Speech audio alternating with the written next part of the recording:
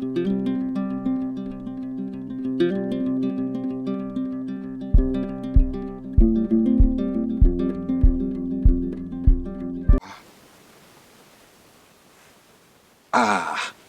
Oh. Oh. Good morning, America. How the hell are you? The worst waking up probably on this trip was in Arizona. Like, a lot of it was desert, but I'd have to try to find like a tree or something, and I'd tie like a lanyard over a branch and hang it. I was tarping it, and I would hang it down the edge of my tarp, and then in the morning I would push my tarp over and I would pull myself up with the lanyard because I couldn't get off the ground because my lower back hurt so bad that I I was bent over like this, walking and just shuffling my feet, and I kept falling because I wasn't lifting my feet, so I kept hitting rocks. So I had like just cuts and bruises and scrapes and stuff all over my legs and like hands and elbows. It was a mess.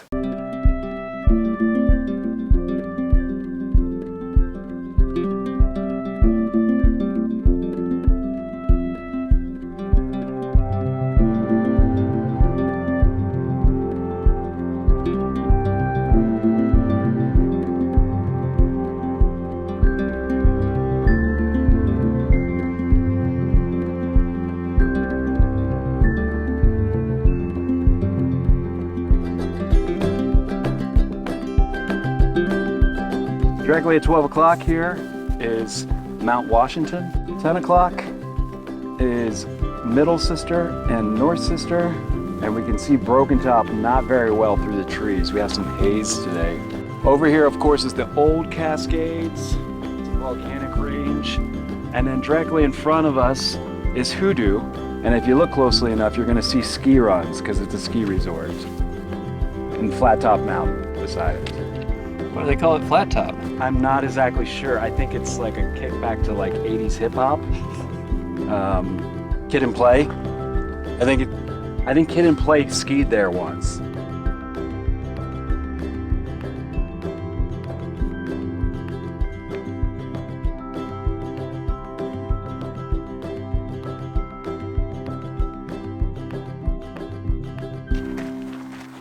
I couldn't keep my knee in the game, but I kept my mind in the game. So like I gave this as little attention as I could, and I just felt awesome being here.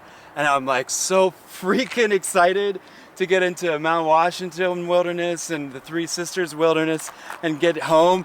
Like I am freaking happy. I'm so glad. I'm so glad. We just made it back. We kind of completed our first leg. Minnie, you got ball?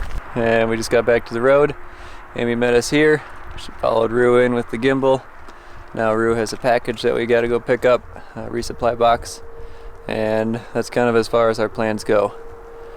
I think we'll be together tonight, probably be shooting some more interviews, but I'm not sure where we're going to end up.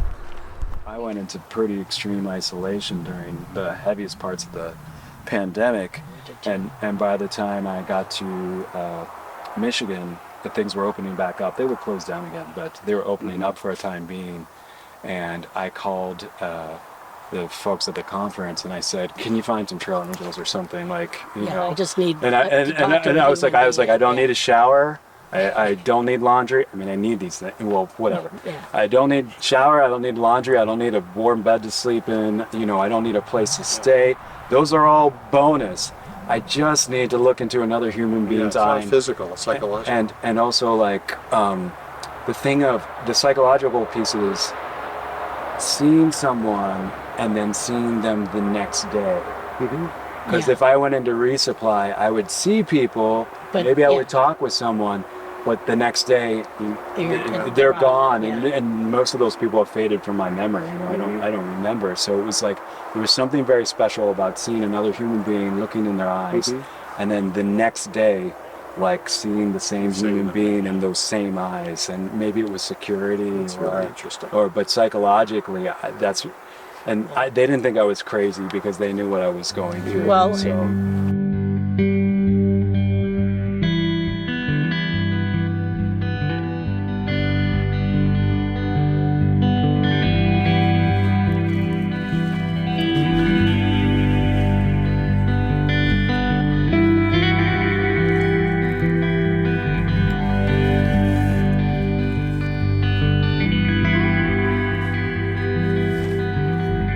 So I'll give a little tour of our camp so far. Rue is setting up camp over there. We are kind of unpacking everything from the car. An importing station over here, importing all the footage that we've shot over the past few days. We're figuring out what batteries need to be charged. That's kind of a full-time job, managing cards and batteries all of the time. This is my card wallet. The ones that are flipped over here are full. These are both 126 gigabyte cards. We're importing stuff into the laptop. Everything goes on this SSD right here. There's also backup drives there in the Pelican case. Drone batteries, these need to be charged. The drone lives in this kind of homemade foam case.